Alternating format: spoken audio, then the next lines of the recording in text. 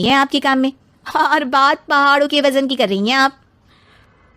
तू ऐसा करती ही क्या है घर में बेटा, ये तो बता मुझे। मैं थोड़ी ना कुछ करती हूँ, सब जादू से हो रहा है इस घर में। अरे एक दिन मेरा काम करोगी तो समझ आएगा।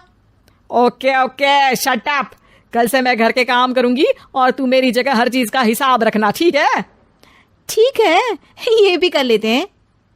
ये सास बहू की डील के बारे में रश्मि के पति अमन को नहीं पता था, और ना ही अमन के पिताजी सुरेश जी को। पर गेहूं के साथ साथ जैसे घुन भी पिस जाता है, ये दोनों भी पीसने वाले थे। सुबह अमन उठकर रेडी होता है ऑफिस जाने के लिए, तो पता है उसके कपड़े नहीं निकले हुए हैं।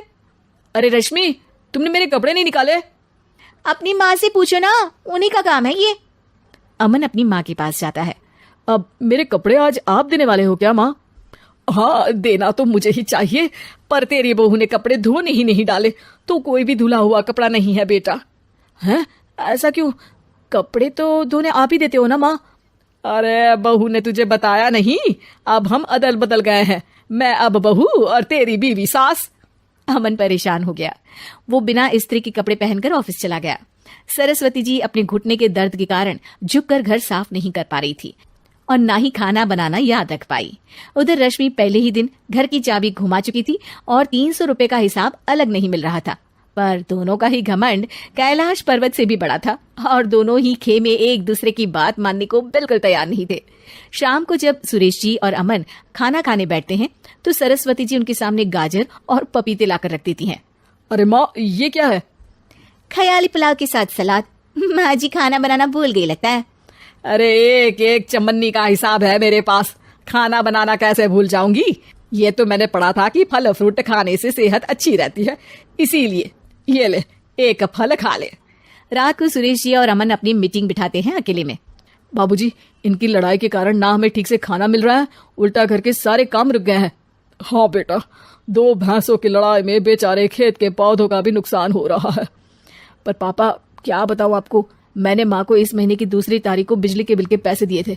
आज बिल भरने के लिए मांगने गया तो पता चला कि रश्मि उन पैसों से गैस सिलेंडर ले आई।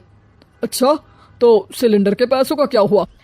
सिलेंडर के तो कोई पैसे नहीं थे बाबूजी, हमारे घर पर गैस की पाइपलाइन लगी है ना। बेटा, इन दोनों का कुछ करना पड़ेगा, नहीं तो अपने घमंड के चक्कर में पूरा घर बर्बाद कर डालेंगे ये दोनों।